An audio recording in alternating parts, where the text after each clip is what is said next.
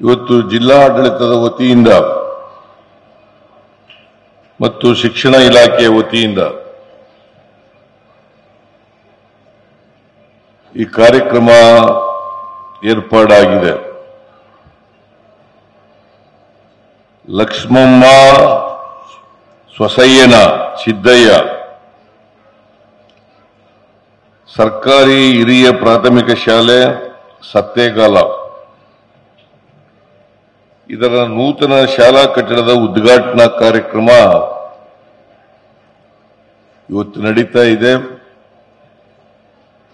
ಈ ನೂತನ ಶಾಲಾ ಕಟ್ಟಡವನ್ನ ಅತ್ಯಂತ ಸಂತೋಷದಿಂದ ಉದ್ಘಾಟನೆಯನ್ನ ಮಾಡಿದ್ದೇನೆ.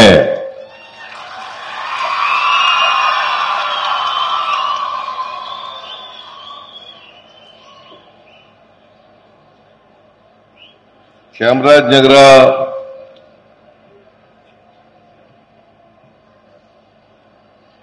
ದಕ್ಷಿಣ ಭಾಗದ ಕರ್ನಾಟಕದ ದಕ್ಷಿಣದ ಭಾಗದ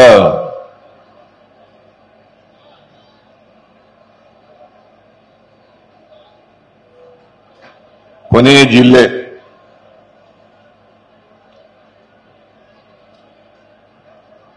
ಇದನ್ನ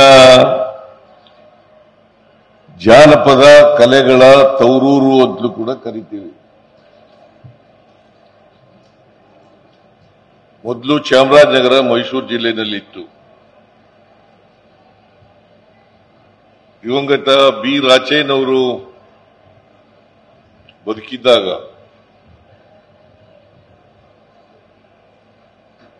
ಮೈಸೂರು ಮತ್ತು ಚಾಮರಾಜನಗರ ಅಂತ ಎರಡು ಜಿಲ್ಲೆಗಳಾದವು.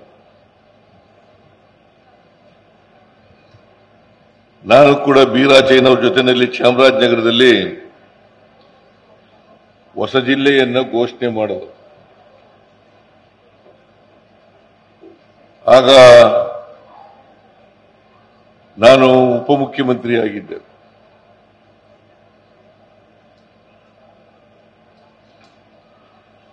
ಜೆ.ಎಚ್. ಪಟೇಲ್ರವರು ಮುಖ್ಯಮಂತ್ರಿ ಆಗಿದ್ದರು.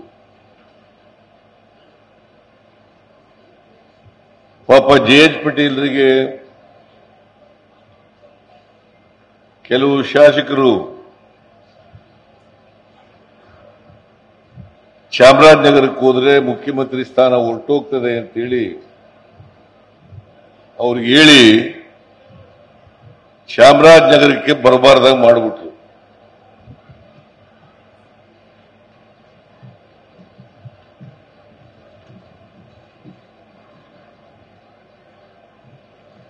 ಯಾಕಂದ್ರೆ ಒಂದು ಚಾಮರಾಜನಗರದ ಮೇಲೆ ಒಂದು ಕಳಂಕ ಇತ್ತು. ಆ ಕಳಂಕ ಏನಪ್ಪಾ ಅಂತಂದ್ರೆ ಚಾಮರಾಜನಗರಕ್ಕೆ ಹೋದಂತ ಮುಖ್ಯಮಂತ್ರಿಗಳು ಅಧಿಕಾರ ಕಳ್ಕೊತಾರೆ ಅಂತ.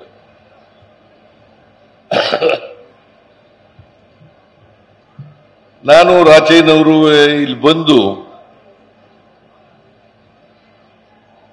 ಚಾಮರಾಜನಗರದಲ್ಲಿ ಉದ್ಘಾಟನೆ ಮಾಡಿದವು ಹೊಸ ಜಿಲ್ಲೆಯನ್ನ.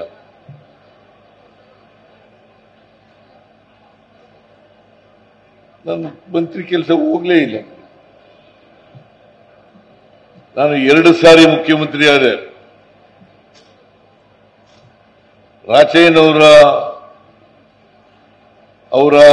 ರಾಜಕೀಯದ ಕೊನೆಗಾಲ ಅದು.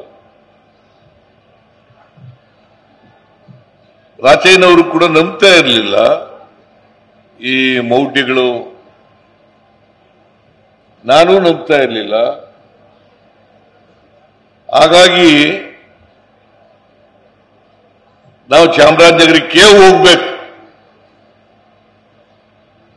ಹೊಸ ಜಿಲ್ಲೆಯನ್ನ ಚಾಮರಾಜನಗರದಲ್ಲೇ ಘೋಷಣೆ ಮಾಡಬೇಕು ಅಂತೇಳಿ ನಾವು ಘೋಷಣೆ ಮಾಡಿದ್ವಿ.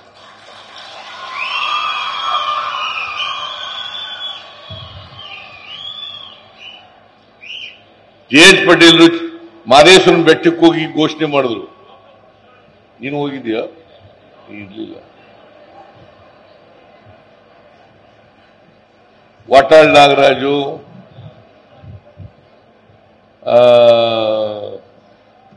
ಜೆ.ಎಚ್. ಪಟೇಲ್ರು, ಮಾದೇವ್ ಪ್ರಸಾದ್ ಇದ್ರೆ ಏನೋ ಗೊತ್ತಿಲ್ಲ.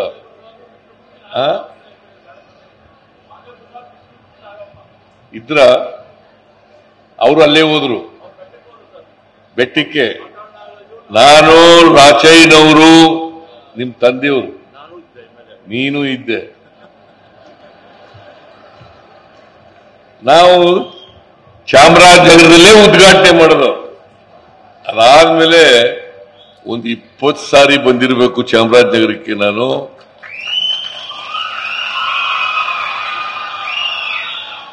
ಮುಖ್ಯಮಂತ್ರಿ ಸ್ಥಾನ ಹೋಗೋದ್ರ ಬದಲು ಅದು ಇನ್ನೂ ಗಟ್ಟಿಯಾಯಿತು.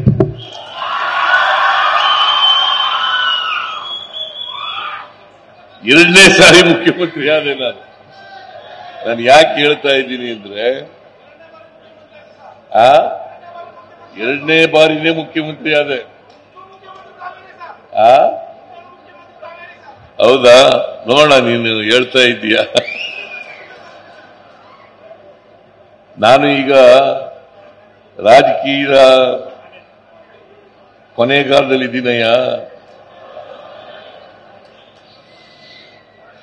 ಅದೇನೇ ಇರಲಿ, ಜನಗಳ ಅಭಿಮಾನ ಪ್ರೀತಿ ಇದೆಯಲ್ಲ, ಅದು ಬಹಳ ಮುಖ್ಯ.